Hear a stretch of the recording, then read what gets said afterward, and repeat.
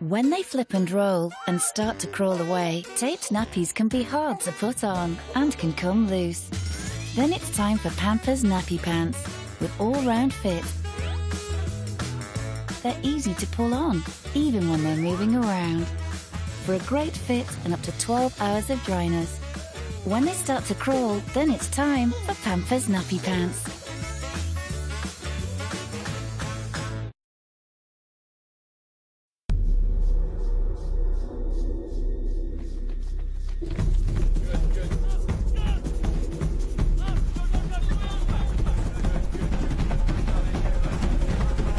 The army is recruiting willpower, no matter how small.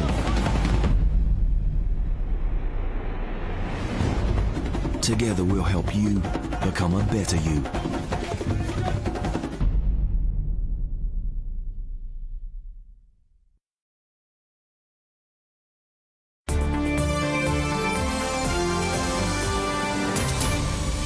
So this is what I'm having for my tea tonight. Tonight, dieting to beat diabetes. I've lost 6 stones, 11 pounds, and my blood glucose is now back to normal. The food that's good and not so good. This isn't any kind of extreme diet or anything like that. It's just enabling you to understand the basics so you can change the way that you eat for life. And those getting well by losing weight. Simply by changing what I ate, all of my diabetic symptoms were improving and my medication was down to 0. Good evening and welcome to the Tonight programme. Dealing with type 2 diabetes is costing the NHS £10 billion a year, as nearly 4 million Britons now suffer with the illness. It's also linked to being overweight, so millions more are now said to be at risk of developing it.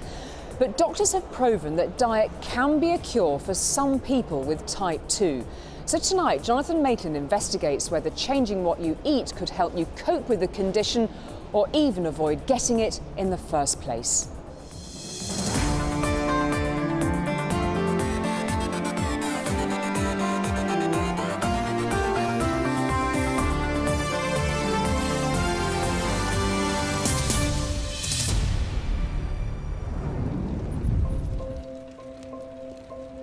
We're all aware that the poor old NHS seems to be in a constant state of crisis these days. But could we help to save it by controlling type 2 diabetes? It's often considered a disease brought on by our lifestyles, and each year the cost of in-hospital treatment is in excess of £1 billion. If it is costing the NHS that much money, then more money should be put into education, people being made aware of the cost of having a bad diet. 50 million prescriptions are doled out to control type 2 diabetes, leaving an annual bill of nearly another £1 billion. People don't want to change their habits or lifestyle, and then they think of whatever it is, whatever going to happen, I'm not bothered. Each day, 20 people have limbs amputated as a result of diabetes-related complications. We need to raise awareness, making people aware of diet and lifestyle. I think it's something that's very important. And I don't think people realise the implications and importance of it. And to top it all, there are around 2,000 early deaths a month attributed to the illness. Diabetes is not as emotive as heart disease or cancer or whatever, but the complications that can happen once you develop diabetes and it's not managed well are enormous. 90% of people with type 2 diabetes are overweight or obese, so it seems the food many of us are putting into our mouths is a big part of the problem. Claire and Paul are currently controlling their type 2 diabetes using prescription tablets, while Brenda is using an NHS diet to help deal with the condition. I felt that I couldn't be diabetic. Then I had to gradually accept the fact that I was, and that I would have to do something really seriously about my diet and look to improve my own health. When I got diagnosed last year, I cried. Straight, I know. I've been overweight for a number of years, and I knew that diabetes was in the family. So you're an Audie yourself? Oh yeah. I was about 17.5 stone, so I thought OK, we'll have this test done. And sure enough, was diagnosed with diabetes type 2. Increasingly, it's thought that carefully combining certain foods can be key in controlling blood sugar levels and thus type 2 diabetes. So I've asked Chef Dale Pinnock to give our type 2ers some recipes that they can try at home. So what I'm going to do is make bacon wrapped chicken with stewed poi lentils. Obviously, when people think about diet, they kind of think just in terms of weight loss. So I want you to think about your diet as therapy, as part of your actual healthcare picture. Is the point of this that it's not about calories, it's about nutrition, is that right? Yeah, you want to be looking for types of carbohydrate that are basically slow burners, things like pulses and lentils and brown rice, things like that. The second part of the picture, at every single meal, think, where's my protein coming from? Look at sources of protein in every single meal. So in this one, got a chicken breast and a couple of bits of bacon. So when you combine a good quality carbohydrate with a good quality protein, you basically create a meal that takes much, much longer to digest. And in doing so, it releases its energy much more slowly. It's about understanding how rapidly the food that you eat sends your blood sugar up and to what extent. And that's what eating in this way will do, is actually really, really curb that. Dale favours ingredients with low GI levels, GI standing for glycemic index. That's a measure of how quickly carbohydrate foods are turned into sugar in our bodies. It can mean a bit of a change in what some of us are used to. Claire, you're looking a bit worried. Yes, well, I was just wondering if I could make it look bigger, because usually say at home if I've had a homemade sausage pie with chips and things.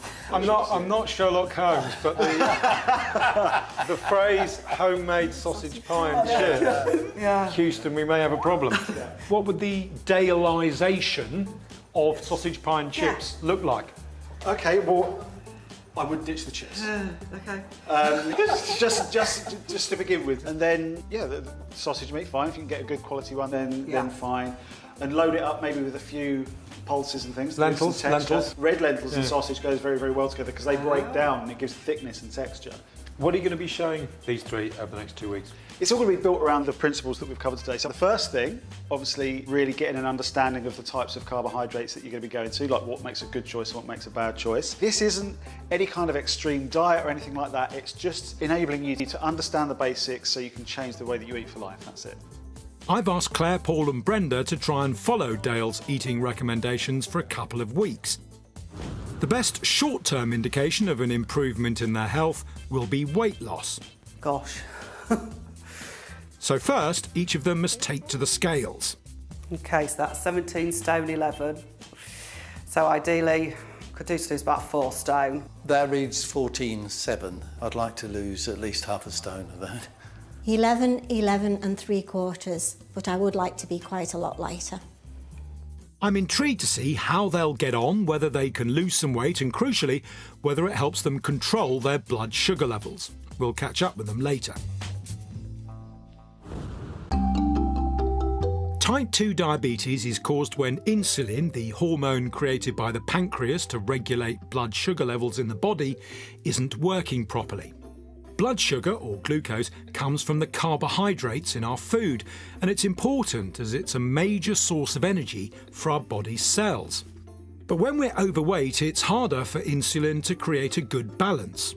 With type 2 diabetes, glucose and insulin levels in the body will just keep rising, and eventually the pancreas can just give up.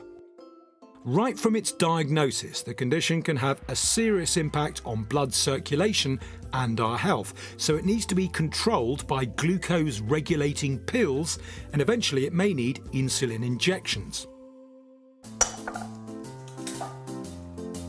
I know just how tough it is to stick to a diet plan because I tried the 5-2 diet in the past, but now sadly that has become the 7-0-1. And because I'm overweight, I am a little concerned that I could be one of those on the path to diabetes. Now, it seems that barely a month goes by without some new diet book hitting the shelves, but recently there's been a whole new raft of them aimed at helping us beat or even avoid type 2 diabetes. And these books are playing to a pretty large market actually, because it's now estimated that more than 11 million of us have an increased risk of developing type 2. The incidence of diabetes that's going to happen in 2030 is far outnumbers the number of all the cancers put together. I mean, 11 million people in danger of getting it. If they got it, that's like a small country, yes, the entire population of which have a life-threatening disease. Exactly. So we need to do something right now. School welfare worker Val Cornell was one of those at-risk millions. Last year, following a routine test, she was told she had a very high blood sugar level.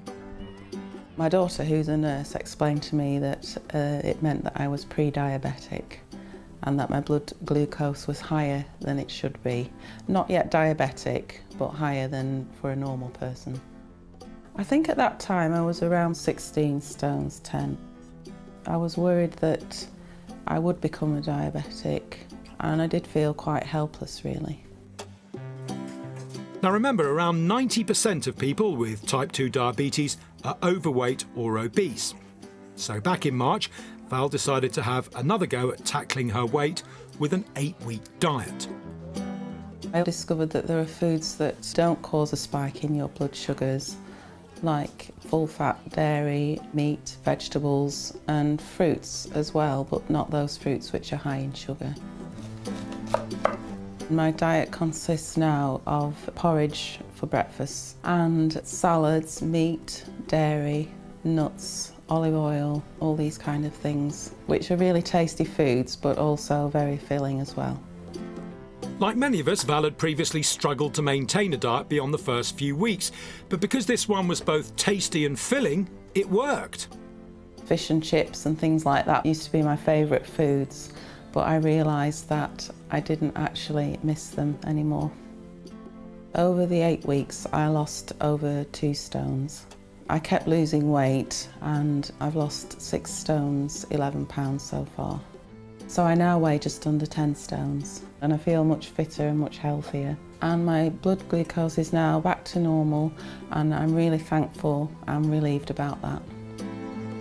Val's recently become a granny and is now looking forward to a diabetes-free future with her growing family. And so, if more of us can avoid contracting type 2 diabetes in the first place, it could go a long way to fixing the problem.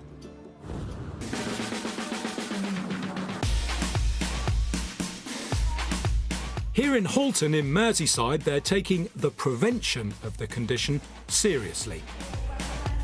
Regular exercise is combined with detailed do's and don'ts advice on diet.